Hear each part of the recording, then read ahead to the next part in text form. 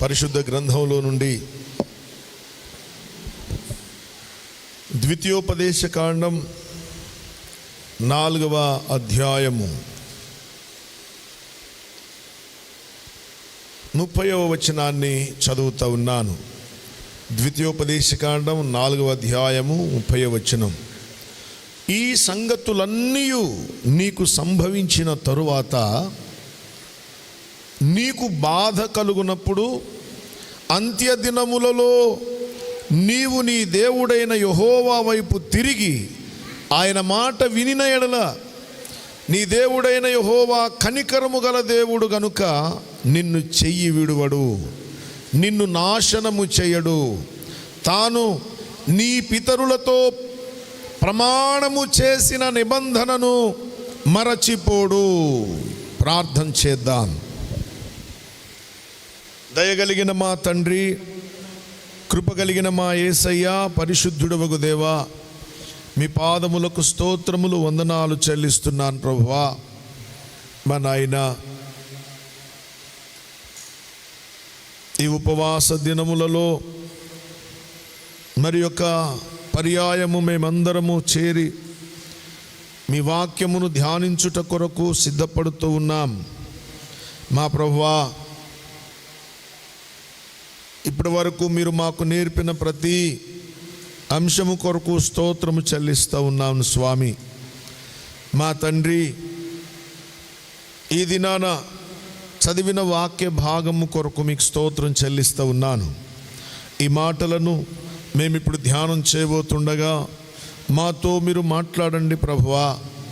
అయ్యా, మీ దాసుని యొక్క ప్రభువా మాట కాక, మీ దాసుని ఆలోచన గాక, మీ దాసుని తలంపులు మరుగుపరచండి. పూర్తిగా మరుగుపరచి శ్రేష్టమైన మీ వాక్కును ప్రజలకు వెల్లడి చేయండి. శ్రేష్టమైన మీ వాక్కు సంఘమునకు తెలియపరచండి. శ్రేష్టమైన మీ వాక్కు మాకెల్లరకు ప్రత్యక్షపరచండి. మా తండ్రి, మా నాయన, మీకు వందనాలు, మీకు స్తోత్రములు, కృతజ్ఞతలు చెల్లిస్తూ ఉన్నాను. ఆశ్చర్యకరుడవగు దేవా, మీకే వందనాలు నాయనా. మాకు మీరు సహాయము చేయండి. మీ సన్నిధిలో మమ్మల్ని జ్ఞాపకం చేసుకున్నందుకు వందనాలు చెల్లిస్తున్నాను. మీ మాటలు మాకు అనుగ్రహిస్తూ మీ వాక్యపు ఆహారమును, మీ వాక్యపు మన్నాను, మీ వాక్యపు పాలను, మీ వాక్యపు తేనెను దినదినము మాకు అందిస్తున్నందుకు స్తోత్రం చెల్లిస్తూ, మా తండ్రి, ఈ చదివిన వాక్య భాగమును మేమిప్పుడు నేర్చుకోబోతుండగా మీ కృప అనుగ్రహించమని యేసు పరిశుద్ధ పుణ్య నామమున అడిగి వేడుకొని ప్రార్థన చేస్తున్నాను తండ్రి. ఆమేన్, ఆమేన్, ఆమేన్. ప్రభునందు ప్రియమైన వాళ్ళరా, చదవబడిన ఈ వాక్య భాగంలో నుంచి అంత్యకాలపు సంభవములలో సంగతులను మనము ఒక సంగతిని ఈ దినాన నేర్చుకుందాం. మరొకసారి మాట చదువుతున్నాను. ద్వితీయోపదేశ కాండం 4వ అధ్యాయము 30వ వచనం. ఈ సంగతులన్నీ నీకు సంభవించిన తరువాత నీకు బాధ కలుగునప్పుడు అంత్యదినములలో నీవు నీ దేవుడైన యెహోవా వైపు తిరిగి ఆయన మాట వినిన ఎడల నీ దేవుడైన యెహోవా కనికరము గల దేవుడు గనుక నిన్ను చెయ్యి విడువడు, నిన్ను నాశనము చేయడు. తాను నీ పితరులతో ప్రమాణము చేసిన నిబంధన మరచిపోడు. ప్రియమైన వాళ్ళరా,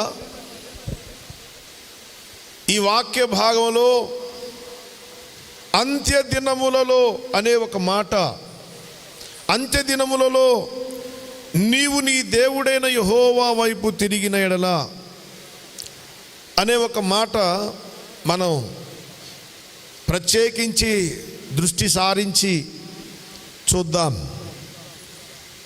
ఈ సంగతులు నీకు జరిగిన తరువాత, ఈ సంగతులు నీకు సంభవించిన తరువాత నీకు బాధ కలుగునప్పుడు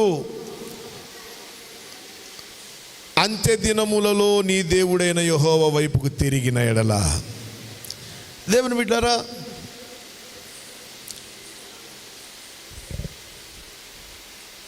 ఈ మాట మీద కొద్దిసేపు మన ఏకాగ్రత, మన దృష్టి సారిద్దాం.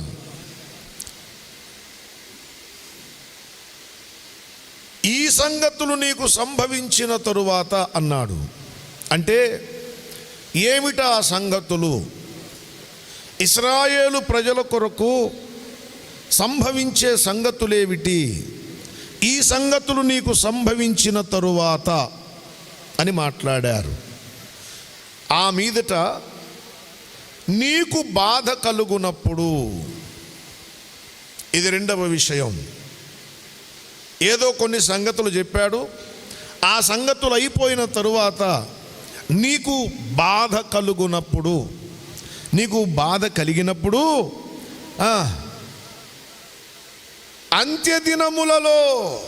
అంత్యదినములలో నీవు దేవుని వైపు తిరిగిన ఎడల.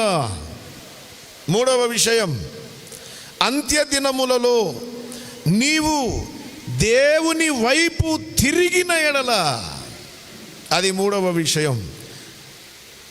నాలుగవ విషయం ఏమిటంటే, తన పితరులతో ప్రమాణము చేసిన నిబంధన ఆయన మరచిపోడు. పితరులతో చేసిన నిబంధనను ఆయన మరచిపోడు. ఇది నాలుగవ విషయము. మొత్తం 4 ప్రాముఖ్యమైన సంగతులు. ఏమిటవి? మొదట ఏమన్నాను? ఈ సంగతులన్నీ నీకు జరిగిన తరువాత, ఇవి నీకు సంభవించిన తరువాత. ఈ సంగతులు సంభవించినాక రెండవ మాట ఏమిటి? నీకు బాధ కలుగునప్పుడు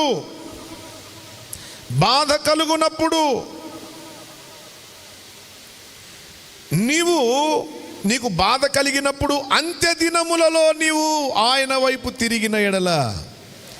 నాలుగవ విషయం, యెహోవా నీ పితరులతో చేసిన విధముగా, నీ పితరులతో ప్రమాణము చేసిన నిబంధనను ఆయన మరచిపోడు. మొదటి సంగతి ఏమిటి? ఇప్పుడు జ్ఞాపకం చేసుకుందాం. ఈ సంగతులు అన్నాడు. ఈ సంగతులు అంటే ఏ సంగతులవి? ఏ సంగతులు? ఈ సంగతులు జరిగిపోయిన తరువాత, ఈ సంగతులు నీకు జరిగిన తరువాత, నీకు సంభవించిన తరువాత అన్నాడు. ఏమిటా సంగతులు అనేది చూడాలి. అప్పటికింకా ఇశ్రాయేలు ప్రజలు యోర్దాను నదిని దాటలేదు. యోర్దానుకి ఇంకా అవతల వైపే ఉన్నారు. యోర్దాను దాటిన తరువాత కానీ వీరి కొరకు దేవుడు వాగ్దానం చేసిన పాలు తేనెలు ప్రవహించేటువంటి ఆ దేశాన్ని వీరు స్వాధీనపరుచుకోరు.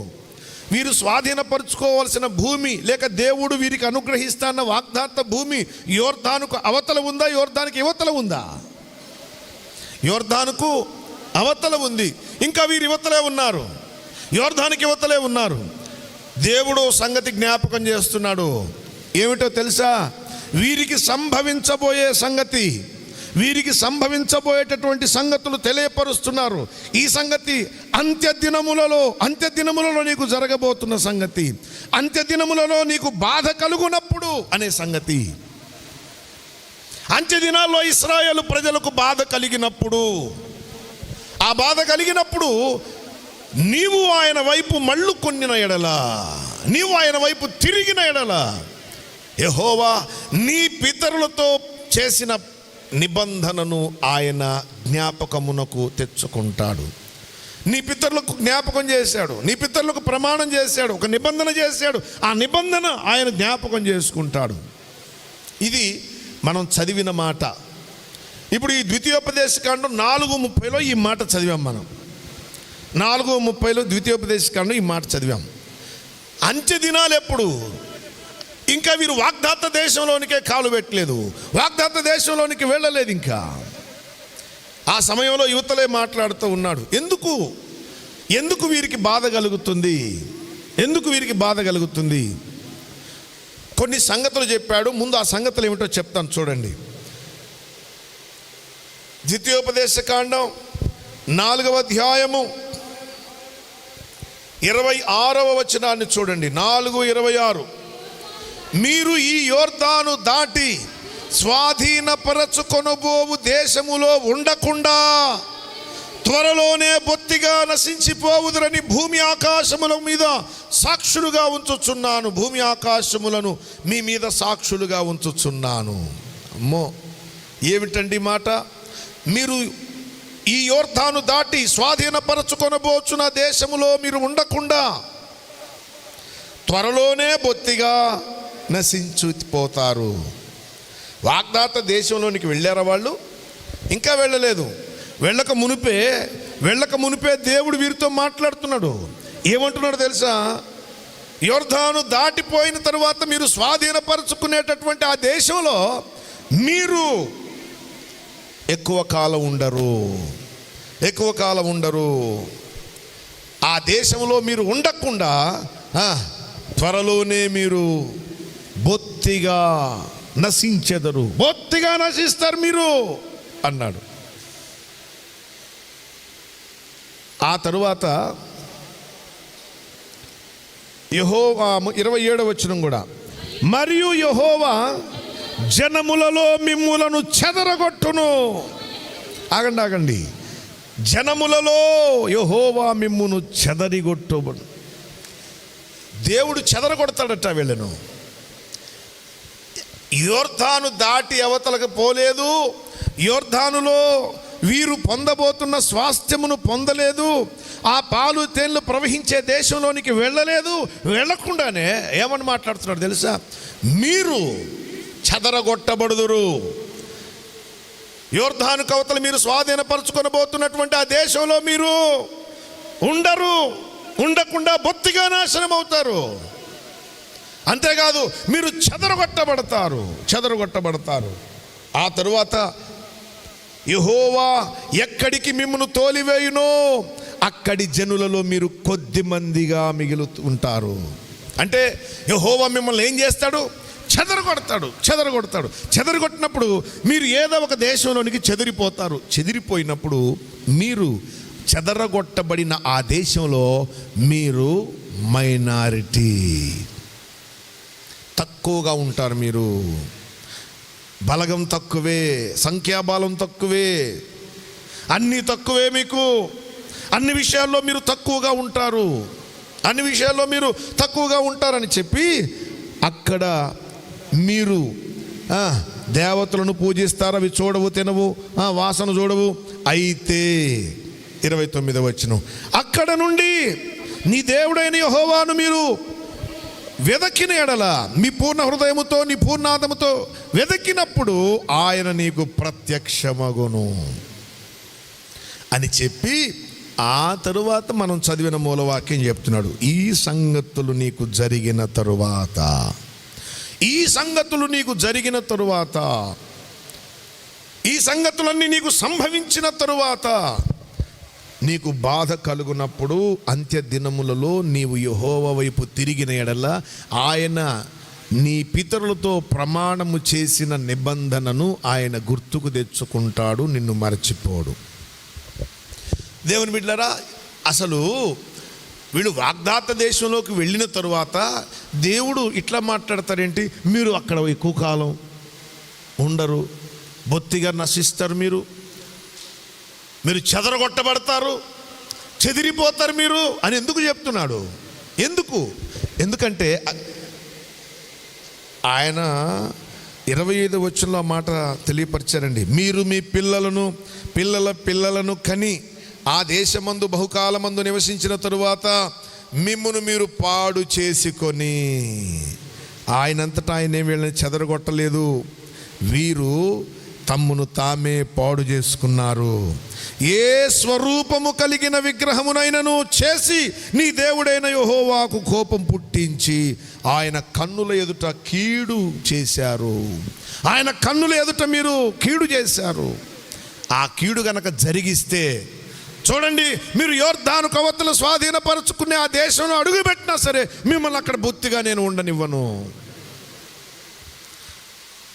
ఆ దేశంలోకి వెళ్ళిన తరువాత మీరు కీడు చేశారనుకోండి, విగ్రహారాధన చేశారనుకోండి, పాపం చేశారనుకోండి, నేను మిమ్మల్ని ఉండనివ్వను, అక్కడ మిమ్మల్ని చెదరగొడతాను. అన్ని దేశంలోనికి వెళ్తారు. ఏ దేశంలోకైతే మీరు చెదరగొట్టబడతారో ఆ చెదరగొట్టబడిన దేశంలో మీరు తక్కువ వారవుతారు. అయితే మీరు యెహోవాను వెదకిన ఎడల తిరిగి మరలా ఆయన మీకు ప్రత్యక్షమవుతాడు. ఈ సంగతులు సంభవించిన తరువాత అది. అలాగే ఇశ్రాయేలు ప్రజలు వాగ్దాత దేశంలోకి వచ్చేసారు. వాగ్దాత దేశంలో న్యాయాధిపతుల కాలం జరిగిపోయింది. రాజుల కాలం మొదలైంది. రాజుల కాలం తీరిపోయింది. రాజ్యం చిట్లిపోయింది. ఇశ్రాయేలు యూదా రాజ్యంగా మారింది. ఇశ్రాయేలు సిరియా దేశానికి చెరలోకి వెళ్ళిపోయింది. యూదా దేశము బబులోను సామ్రాజ్యంలోనికి చెరగా వెళ్ళిపోయింది. 70 సంవత్సరాల తరువాత ఎజ్రా, నెహెమ్యా, జెరుబ్బాబెలు ఇలాంటి దైవజనుల యొక్క నాయకత్వంలో తిరిగి ఇశ్రాయేలు ప్రజలు ఏకమయ్యారు, ఒకటయ్యారు. ఆ రీతిగా ఇక ఆలయ నిర్మాణం జరుగుతూ ఆ తరువాత మాదీయుల తర్వాత గ్రేకేయుల తర్వాత రోమన్స్ ఆ పరిపాలన అయిపోయిన తరువాత ఆ రోమన్స్ పరిపాలన చేస్తున్నటువంటి దినాల్లో యేసుక్రీస్తు ప్రభువారు జన్మించారు. అప్పుడు ఇంకా యూదులను పరిపాలన చేస్తున్న వారు ఉన్నారు. రోమన్సే వీడిని పరిపాలన చేస్తూ ఉన్నారు. యూదులకు స్వతంత్ర రాజ్యం లేదు. వీరు వాగ్దాత దేశంలో కాలు పెట్టారు, కానీ ఆ తర్వాత మళ్ళా చెరలోకి పోయారు, మరలా వచ్చారు, మళ్ళా పోయారు, చెదరగొట్టబడ్డారు. యేసుక్రీస్తు ప్రభువారు శిలువ మరణం తరువాత ఇశ్రాయేలు ప్రజలు టైటస్ కాలంలో దారుణంగా చెదరగొట్టబడ్డారు, దారుణంగా హింసించబడ్డారు. ఇప్పుడు వినిపిస్తున్నాయి మీకు డిటెన్షన్ సెంటర్స్ అని. హిట్లర్ యూదుల కొరకు డిటెన్షన్ సెంటర్స్ కట్టించాడు. ఆ ఛాంబర్స్లోనికి పంపించాడు. 2 లక్షల మందిని ఒక్కరోజు పాయిజనస్ గ్యాస్ విడిచిపెట్టి వారిని చంపేశాడు. ఇశ్రాయేలు ప్రజల యొక్క కురులు జుట్టు గీసి కాళ్ళు దుడుచుకునే పట్టాలు చేశాడు హిట్లర్.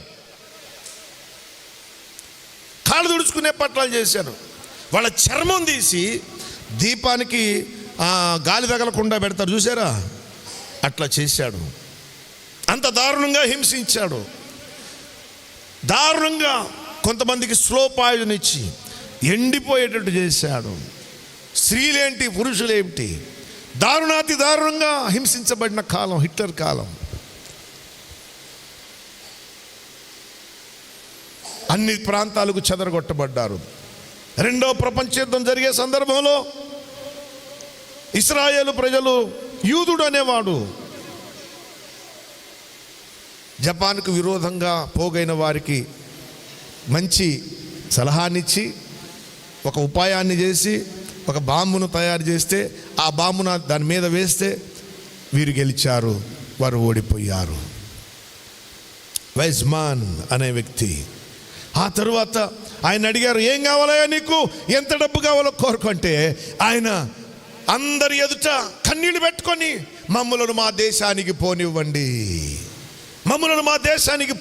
నాకు ఏది వద్దు, నాకు బంగారం వద్దు, ఆస్తి వద్దు, ఏమి వద్దు, మమ్మల్ని అందరినీ పోగు చేయండి, మేమందరం చెదిరిపోయి ఉన్నాం, మా దేశాన్ని మాకు ఇవ్వండి, మా పితరులతో మా దేవుడు చేసిన వాగ్దాత భూమి అది, ఆ భూమి మాకు ఇవ్వండి, అందులోకి మేము వెళ్ళిపోతాం, మాకు స్వతంత్ర రాజ్యం కావాలి అని బ్రిటిష్ పార్లమెంట్ సభలో కన్నీళ్లు పెట్టుకున్న వ్యక్తి యూదుడు వైజ్మాన్ అనే. ఇలా ఎన్నో మార్లు చెదరగొట్టబడ్డారు, దెబ్బలు తింటానే ఉన్నారు. ఎంతమంది వీరిని హింసించారు. యూదులు వారి యొక్క రక్తం చిందించబడింది. ఈ భూమి, ఒక ఆయన అన్నాడు కదా, ఈ భూమి యూదా జాతి ప్రజల రక్తంతో తడపబడ్డట్టుగా మరి ఏ జాతి ప్రజల రక్తంతో ఈ భూమి తడపబడలేదు. చెదరగొట్టేశాడు దేవుడు,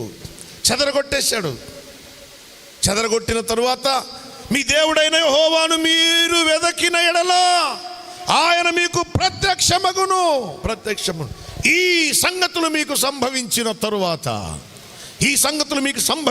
తరువాత అంత్య దినములలో మీకు బాధ కలుగునప్పుడు, అది విషయం. తిరిగి ఇశ్రాయేలు ప్రజలు 1949వ సంవత్సరంలో వారు ఏకమయ్యారు. వారికి స్వతంత్ర దేశం వచ్చింది. ఇప్పుడు స్వతంత్రంగా వారు రాజ్యాన్ని చేసుకుంటున్నారు. వారు ఎవరి పాలన క్రింద వారు లేరు, ఎవరి కింద దాసులుగా లేరు. వారికి సొంత దేశం వచ్చేసింది. అయితే అంత్య దినములలో మీకు బాధ కలుగునప్పుడు, అంత్య దినములో మరలా మీకు బాధ కలుగుతుంది. అంత్య దినాల్లో మీకు బాధ కలిగినప్పుడు మీరు యెహోవా వైపు మీరు తిరిగిన ఎడల, మరలా ఈ బాధ కలగటానికి కారణం ఏమిటి? ఇశ్రాయేలుకు అంటే వీరి పాపమే, వీరి దోషమే, మీ పిల్లల పిల్లలు చేసినటువంటి దోషాన్ని బట్టి నేను మీరు వాగ్దాత దేశంలోకి పోయిన తర్వాత కూడా నేను అక్కడ ఉండనివ్వను. మిమ్మల్ని ముందే చెప్పేశాడు ఈ మాట. మిమ్మల్ని తరిమేస్తాను, అన్ని ప్రాంతాలకు చెదరగొట్టబడతారు. మీరు చెదరగొట్టబడి ప్రాంతంలో మీరు తక్కువ వారు అవుతారు. అప్పుడు మీరు యెహోవాను వెదకిన ఎడల ఆయన మరలా మీకు ప్రత్యక్షమవుతాడు. ఈ సంగతులు జరిగిన తరువాత, ఈ సంగతులు మీకు సంభవించిన తరువాత, మీకు అంత్య దినములలో మీకు బాధ కలుగునప్పుడు, మొదటి విషయం సంగతులు సంభవించటం అయిపోయినాయి, సంగతులు సంభవించాయి. అర్థమైంది కదా ఇక్కడి వరకు? రెండోది, ఇప్పుడు అంత్య దినములలో మీకు బాధ కలుగునప్పుడు, దేవుని బిడ్డలారా, అంత్య దినాల్లో ఇశ్రాయేలు 12 గోత్రముల వారికి బాధ కలగబోతా ఉంది. సంఘం ఎత్తబడిన తరువాత సంఘానికి మధ్యాకాశంలో ఫలము, న్యాయపీఠపు తీర్పు, బహుమానములు, పెండ్లి విందు అక్కడ జరుగుతూ ఉంటాయి. ఇక్కడ విడవబడిన వారికి దారుణమైన హింస జరుగుతూ ఉంటుంది.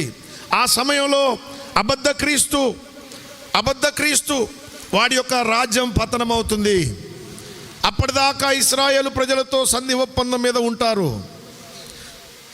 ఒకనొక సమయం వచ్చేపాటికి అతి పరిశుద్ధ స్థలంలో హేయమైన వస్తువు నిలుచుడు చూడగానే మీరు గ్రహించుదురుగాక అన్నాడు యేసయ్య. దేవుని బిడ్డలారా, సంఘం ఎత్తబడటం, సంఘానికి బహుమానం ఇచ్చేటప్పుడు, తీర్పు తీర్చేటప్పుడు, ఫలం ఇచ్చేటప్పుడు, విందు జరిగేటప్పుడు భూలోకంలో విడవబడిన వారికి ఉగ్రత పాత్రలు వారి మీద పోయబడతా ఉంటాయి. ఆ సమయంలో అబద్ధ క్రీస్తు వీళ్ళు అందరూ ఏకమై ఇశ్రాయేలు ప్రజలు దారుణంగా హింస పెడదామని చూచినప్పుడు, అప్పుడు వీళ్ళందరూ వారి ఇళ్లను వదిలిపెట్టి అరణ్యములోనికి వెళతారు. అరణ్యములో తలదాచుకుంటూ ఉంటారు. ప్రతి ఇశ్రాయేలు పౌరుడు ఇల్లు వదిలిపెట్టేస్తాడు. ఇల్లు వదిలిపెట్టి యూదయ అరణ్య ప్రాంతానికో ఇతర అరణ్య ప్రాంతాలకు వెళ్ళిపోయి అక్కడ తలదాచుకుంటూ ఉంటారు. అంత్య దినములలో ఇశ్రాయేలు ప్రజలకు కలిగే బాధ అదేమిటో చెప్తున్నా. ఈ సంగతులు జరిగిన తరువాత అంత్య దినములలో మీకు బాధ కలుగునప్పుడు యెహోవాను మీరు పూర్ణ మనస్సుతో వెదకిన ఎడల, ఆయన వైపు మళ్ళుకొనిన ఎడల, ఆయన పితరులతో చేసిన ప్రమాణాన్ని మరిచిపోడు. ఆ విషయం సంగతులన్నీ జరిగిపోయిన సంగతులు చెప్పాను. అంత్య దినాల్లో ఇప్పుడు వారు వచ్చేసారు, ఒక రాజ్యం అయ్యారు. అంత్య దినాలలో వారికి కలిగే బాధ ఉంది. ఇప్పుడు నేను ఈ కొద్ది టైంలో ఈ మొదటి అర్ధవారం, రెండవ అర్ధవారాన్ని అనే కాల విభజన చేయకుండానే మీకు సంగతి చెప్తున్నాను. మొదటి అర్ధవారం అనగానే అదేంటిది అంటారు మీరు, రెండవ అర్ధవారం అనగానే అదేంటంటారు. మొదటి అర్ధవారంలో ఏం జరిగిందంటే ఏమో, అందుకని వాటిని ప్రస్తావించడం లేదు నేను. వాటిని ప్రస్తావించడం లేదు. మీరు టూకీగా చక్కగా మీరు అర్థం చేసుకునే విధంగా మీకు చెప్తా ఉన్నాను. ఎట్లా అంటే అంత్య దినాల్లో ఇశ్రాయేలు ప్రజలకు కలిగేటటువంటి బాధ, ఇశ్రాయేలు ప్రజలకు కలిగేటటువంటి బాధ. సంఘం ఎత్తబడింది. సంఘం ఎత్తబడిన తర్వాత మధ్యాకాశంలో వాళ్ళకి ఏం జరుగుతుంటుంది? ఘనత, బహుమానము, ఫలము, విందు ఇవి జరుగుతూ ఉంటాయి. అదే సమయంలో భూలోకంలో ఏం జరుగుతుంది? విడవబడిన సంఘం అంటే ఇక యేసుప్రభు వారి యొక్క సంఘం ఏమి కాదు. ఇది మిగిలిందేది, విడవబడిందేది? అబద్ధ క్రీస్తు యొక్క భార్య, అబద్ధ క్రీస్తు యొక్క సంఘము. ఆ సమయంలో పరలోకంలో గొప్ప మధ్యాకాశంలో గొప్ప సంతోషం జరుగుతూ ఉంటే భూమి మీద విడవబడినటువంటి భ్రష్టులకు హింస కలుగుతుంది, వేదన కలుగుతుంది, ఉగ్రత అనుభవిస్తూ ఉంటారు విడవబడినటువంటి వారు. ఆ సమయంలో ఇశ్రాయేలు ప్రజలు వీడి బారిన పడకుండా అరణ్యంలోనికి వస్తారు. అప్పుడు అందరూ ఏకమైపోయి, ఏర్రా వీరు, సంఘం చూస్తేనేమో పైకెత్తబడింది, ఇక్కడేమో ఇశ్రాయేలు లేరి, ఇల్లు చూస్తే ఇంట్లో లేరు. వాళ్ళు ఎక్కడికి వెళ్ళారంటే అరణ్యంలో తలదాచుకున్నారు, అరణ్యంలో ఉన్నారు వారు అనే కబురు వస్తుంది. వెంటనే అరణ్యాన్ని చుట్టుముట్టడానికి ప్రపంచ దేశంలో ఉన్న సైనికులు, ప్రపంచ సైన్యమంతా ఏకమై అరణ్యం దగ్గరకు వస్తారు. అరణ్యం దగ్గరకు వచ్చేపాటికి ఇప్పుడు మీరు ఐగుప్తులో నుండి ఇశ్రాయేలు ప్రజలు బయటకు వచ్చిన సంగతిని గుర్తు తెచ్చుకోండి. ఎదురేమో ఎర్ర సముద్రం, అటు నుంచేమో ఫరో సైన్యం. అదే సంగతి ఇప్పుడు మరలా జరగబోతా ఉంది. ఎదురు పర్వత శ్రేణులు ఉన్నాయి. అరణ్యంలోకి వాళ్ళు వచ్చేపాటికి ఎదురుగా పర్వతాలు ఉన్నాయి. ఎటు పోవాలో వీరికి అర్థం కాదు, ఎటు తప్పించుకుపోవాలో అర్థం కాదు. వెనుక తిరిగి పోదామా, అబద్ధ క్రీస్తు సైన్యం తరుముకుంటూ వచ్చేస్తుంది. ముందుకు పోదామా, పర్వతాలు, ఎటు పోవాలో అర్థం కాదు. అప్పుడు ఒక్కసారిగా లక్షల మంది ఇశ్రాయేలీలు ఆకాశం తట్టు కన్నులెత్తి చేతులు పైకెత్తి, ఇశ్రాయేలీయుల దేవా యెహోవా, మమ్మల్ని మర్చిపోయావయ్యా, మమ్మల్ని విడిచిపెట్టావయ్యా, మేము ఈ శ్రమలో ఉన్నాం, ఇప్పుడు ఎక్కడికి పోవాలి మేము? మమ్మల్ని మా పితరులకు మీరు ఇచ్చిన వాగ్దానం ఏమైంది అన్నప్పుడు ఆ సమయంలో ఇశ్రాయేలు ప్రజలను హింసించడం అప్పటికి వారు చాలా బాధను అనుభవిస్తారు. తప్పించుకొని అరణ్యంలోనికి వచ్చారు. అరణ్యంలో ఉన్న సంగతి ఈ దుర్మార్గునికి తెలిసింది. వారిని హతం చేయటానికి బయలుదేరినప్పుడు గట్టిగా కేకలు పెడతారు. 2000 సంవత్సరాల కిందట యేసు అనే పేరుతో వచ్చారట. ఆయన మెస్సయ్య అని చెప్పుకొచ్చారు. కానీ మేము నమ్మలేదు అని. ఆ దినాన వారు ఎట్లా ప్రార్థన చేస్తారో విషయం చెప్తాను చూడండి. జకర్యా గ్రంథంలోనికి రెండోసారి 12వ అధ్యాయము 10వ వచనం, 12:10. దావీదు సంతతి వారి మీదను యెరూషలేము నివాసుల మీదను కరుణను అందించు ఆత్మను, విజ్ఞాపన చేయు ఆత్మను నేను కుమ్మరింపగా వారు తాము పొడిచిన నా మీద దృష్టి ఉంచి ఒకడు తన ఏక కుమారుని విషయమై దుఃఖించున్నట్లు, తన జ్యేష్ఠ కుమారుని విషయమై ప్రలాపించినట్టు, అతని విషయమై దుఃఖించుచు ప్రలాపింతురు. ప్రలాపము, కన్నీరు, ఏడ్పు. ఇశ్రాయేలు ప్రజల మీద దేవుడు ఆత్మను కుమ్మరించబోతా ఉన్నాడు. కరుణ నొందించు ఆత్మను, విజ్ఞాపన చేయు ఆత్మను ఆయన కురిపించగా ఇశ్రాయేలు ప్రజలు ఒక్కసారిగా విజ్ఞాపన చేయటం మొదలు పెడతారు. విజ్ఞాపన చేయటం మొదలు పెట్టినప్పుడు అక్కడ ఆ మాట గమనించారా? 10వ వచనంలో కుమ్మరింపగా తాము పొడిచిన నా మీద దృష్టి ఉంచి, ఆ మాట గమనించాలి మీరు. తాము పొడిచిన నా మీద, తాము పొడిచారు. చూశారు, ఒకప్పుడు నన్ను పొడిచారు, నన్ను హింసించారు, నన్ను బాధ పెట్టారు. ఎవరండి? ఇశ్రాయేలు ప్రజలే కదండి, యూదులే కదా యేసునాథుని సిలువకు అప్పగించింది. ఆయన పొడిచి సిలువకు అప్పగించారు. ఆత్మను కుమ్మరించగా వారి నేత్రాలు తెరవబడతాయి. ఒకప్పుడు పొడిచిన, ఒకప్పుడు చంపిన యేసుక్రీస్తు ప్రభువారు గుర్తొస్తారు. అయ్యయ్యో ఎంత పని చేశామయ్యా, ఎంత అవివేకపు పని చేశామని ఎట్లా ఏడుస్తారంటే, లక్షల మంది ఇశ్రాయేలు ప్రజలు కన్నీళ్లు పెట్టుకుంటారు. అది నాన్న ఎట్ట మామూలు కాదు, శబ్దం లేకుండా ఊరిక ఖర్చుతో కన్నీళ్లు తుడుచుకునే ఏడుపు కాదు అది. ఎట్టంటే ఇంట్లో ఉన్న కుమారుడు, జ్యేష్ఠ కుమారుడు, చేతికొచ్చిన కుమారుడు చనిపోతే ఆ తల్లి ఎంత కన్నీరు పెట్టుకుంటుందో, రొమ్ము కొట్టుకొని ఏడుస్తుందో అట్లా ఏడుస్తారు ఇశ్రాయేలు ప్రజలు. అట్లా ఏడుస్తారు. ఇక అవతల వైపు తరుముకొస్తున్నప్పుడు వీరు ఇక్కడ ఇంకో విషయం కూడా జ్ఞాపకం చేస్తున్నా. అబద్ధ క్రీస్తు తరుముకు వచ్చేదానికంటే, అబద్ధ క్రీస్తు చేతిలో ఇప్పుడు పడుతున్నామనే బాధ కంటే, అయ్యో 2000 సంవత్సరాల కిందట వచ్చిన ఆయన మేము గుర్తుపట్టలేదే అనే ఏడుపు ఎక్కువ అవుతుంది ఇశ్రాయేల్లో. ఇక సైన్యం సమీపిస్తూ ఉన్నప్పుడు, వీరు అరణ్యంలో పర్వతాలు ఎదురుగా ఉన్నప్పుడు, తప్పించుకోవటానికి వీలు లేనప్పుడు, అప్పుడు తన పరిశుద్ధ పరివారముతో ఆయన బయలుదేరొస్తాడు. తన పరిశుద్ధ పరివారంతో బయలుదేరొస్తాడు. ఒలీవ కొండ మీదికి దిగొస్తాడు. ఒలీవ కొండ తూర్పు పడమరలుగా బద్దలయ్యి ఉత్తర దక్షిణములుగా వేరైనప్పుడు అక్కడ లోయ ఏర్పడుతుంది. ఆ లోయలోనికి వీడొస్తారు. ఆ లోయలో వీళ్ళు భద్రం చేయబడతారు. కలవరపోతాడు అబద్ధ క్రీస్తు. అప్పుడు జరుగుతుంది అర్మెగిద్దోను యుద్ధం. హర్మెగిద్దోను యుద్ధం అప్పుడు జరుగుతుంది. దేవుని బిడ్డలారా, ఆ దినాన ఇశ్రాయేలు ప్రజలు ప్రభు పేరిట వచ్చువాడు స్తుతింపబడునుగాక, ప్రభు పేరిట వచ్చువాడు స్తుతింపబడునుగాక అనే కేక పెడతారు. యేసు ప్రభు వారు శరీరధారిగా ఉన్న దినాల్లో ఇదే మాట అన్నారు. ఏమన్నారు తెలుసా? మత్తయి సువార్తలోనికి రెండోసారి 23వ అధ్యాయము, మత్తయి సువార్త 23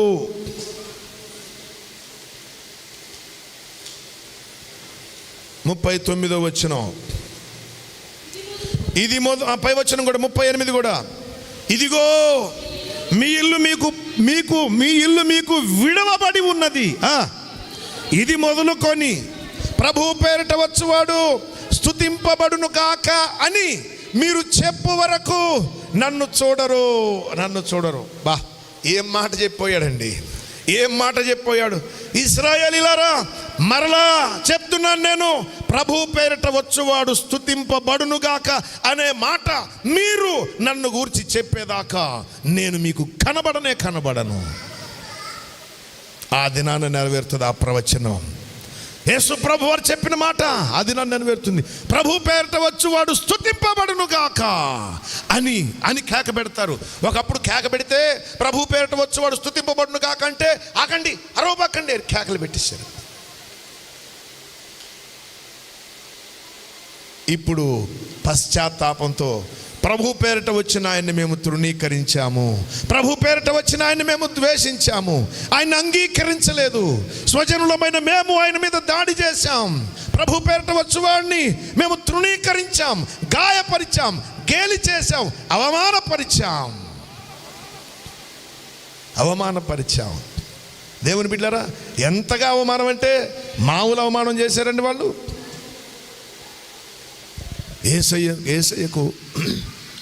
యేసయ్య మీద ఎంత దాడి చేశారండి, ఎంత దాడి చేశారు.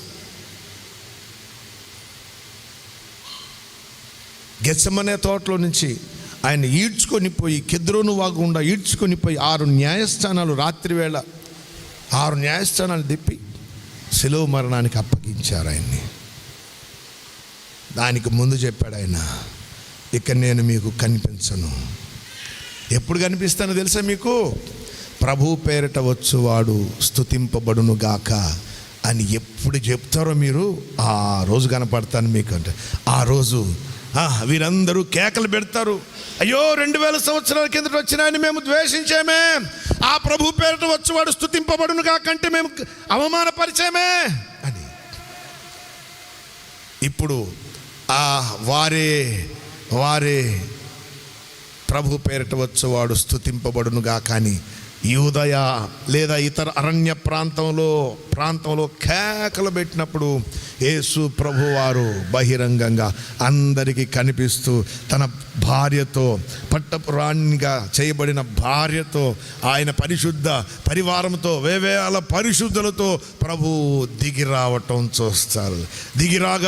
దిగిరాగా ఏర్పడిన లోయలో ఇశ్రాయేలు ప్రజలందరి లక్షల మందిని పోగు చేస్తాడు, యుద్ధం చేస్తాడు. ఆ దినాన మారు మనసు కలుగుతుంది ఇశ్రాయేలు ప్రజలకు.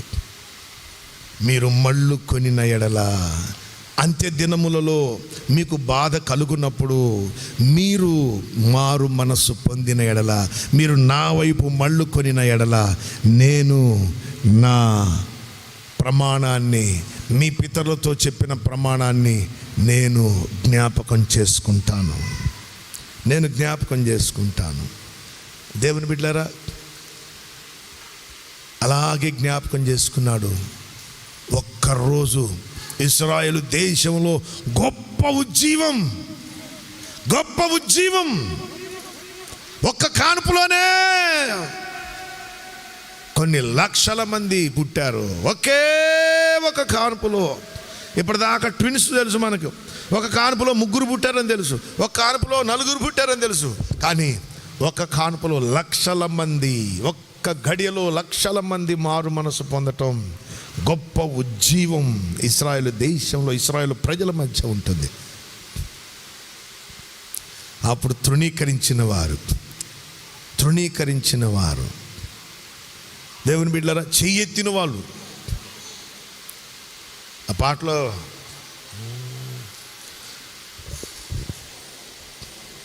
అక్కడ పెట్టాను పాట, సిలువపై ప్రభు శ్రమను చూచి శిలలు ఏడ్చిన, తులువనైనా కనులు మూసి శిలలు గోచితిన్. సిలువపై ప్రభు శ్రమను చూచి శిలలు ఏడ్చిన, తులువనైనా కనులు మూసి శిలలు గోచితిన్. సిలువపై ప్రభు శ్రమను చూచి శిలలు ఏడ్చిన, కొయ్య బరువును మోయజాలన్ యేసయ్యపై, చేయి ఎత్తి ఉండి వేసిటి తూలనాడితి. కొయ్య బరువును మోయజాలన్ యేసయ్యపై, చేయి ఎత్తి ఉండి వేసిటి తూలనాడితి. తేలి చేసితి. సిలువపై ప్రభు శ్రమను చూచి శిలలు ఏడ్చిన, తులువనైనా కనులు మూసి శిలలు గోచితి. సిలువపై ప్రభు శ్రమను చూచి శిలలు ఏడ్చిన, నీకు మరణమ నాకు మోక్షం ఏమి న్యాయమో, క్షమాభిక్షే నీకు శిక్ష ఎంత త్యాగమో. నీకు మరణమ నాకు మోక్షం ఏమి న్యాయమో, క్షమాభిక్షే నీకు శిక్ష ఎంత త్యాగమో. నా కోసము సిలువపై ప్రభు శ్రమను చూచి శిలలు ఏడ్చిన, తులు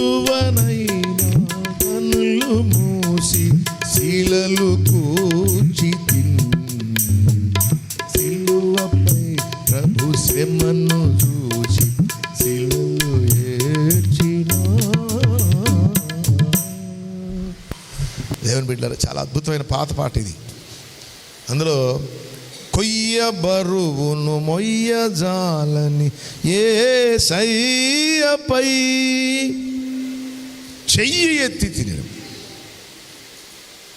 ఎవరు రాశారు కానీ ఈ మాట చాలా బరువైన మాట. చెయ్యి యేసయ్య మీదకి చెయ్యి ఎత్తడం అంటే ఊహించుకోండి ఎంత భయంకరంగా ఉంటుంది. చెయ్యి ఎత్తి తిని యేసయ్య మీద, యేసయ్యను కొట్టడానికి చెయ్యి ఎత్తాడట. కొయ్య బరువును మొయ్యజాలని యేసయ్యపై చెయ్యి ఎత్తితి ఉమ్మి వేసితి తూలనాడితి గేలి చేసితి. సిలువపై ప్రభు శ్రమను చూచి శిలలు ఏడ్చిన తులువనై నా కనులు మూసి శీలలు గుచ్చితి. ఒకప్పుడు ఇలాగే ప్రవర్తించారు ఇశ్రాయేలు ప్రజలు. ఇప్పుడు రొమ్ము కొట్టుకుంటున్నారు. ఏమని? అయ్యో నీకు మరణం వేసామా, నీకు మరణం విధించామా మేము అని ఏడుస్తారు. ఇదే నీకు మరణమా నాకు మోక్షం ఏమి న్యాయము, క్షమాభిక్షే నీకు శిక్ష ఎంత త్యాగమో, నీకు మరణమా నాకు ఏమి న్యాయమో, క్షమాభిక్షే నీకు శిక్ష ఎంత త్యాగమో. ఇశ్రాయేలు ప్రజలు అంటారు, మా కోసమే సిలువపై ప్రభు శ్రమను చూచి శిలలు ఏడ్చిన తులువనైనా మనులు మూసి శిలను కోటితి. సిలువపై ప్రభు శ్రమను చూచి శిలలు ఏడ్చిన. దేవుని బిడ్డలారా, ఇశ్రాయేలు ప్రజల యొక్క అంత్య దినాల్లో కలిగేటటువంటి బాధ ఎప్పుడు చెప్తున్నాడండి మోషే? ద్వితీయోపదేశ కాండంలో. అప్పటికి వారు ఇంకా అసలు వాగ్దాత దేశంలోనే కాలు పెట్టలా. అంత్య దినములలో నీకు బాధ కలిగినప్పుడు నీవు మారు మనసు పొందితే తిరిగి మరలా ఆయన జ్ఞాపకం చేసుకుంటాడు. ఆయన నిబంధన జ్ఞాపకం చేసుకుంటాడు. ఆయన చేసిన ప్రమాణాన్ని జ్ఞాపకం చేసుకుంటాడు. దేవుని బిడ్డలారా, యేసుక్రీస్తు ప్రభు వారి యొక్క నిబంధన, ఆయన చేసిన వాగ్దానం, ఆయన చేసిన ప్రమాణం గుర్తుకు రావాలంటే ఒకే ఒక్కటి, పశ్చాత్తాపంతో మారు మనసు పొందటమే. ఇది చేస్తే చాలు, తప్పక ఆయన ప్రమాణాన్ని గుర్తుపెట్టుకుంటాడు. ఆ రీతిగా మనం మారు మనసు పొందుదాం. ప్రమాణాన్ని ఆయన గుర్తుపెట్టుకునే విధంగా మనము ప్రయాసపడదాం, ప్రార్థన చేద్దాం, పశ్చాత్తాపంతో ప్రార్థన చేద్దాం. ప్రభు ఈ మాట దీవించునుగాక.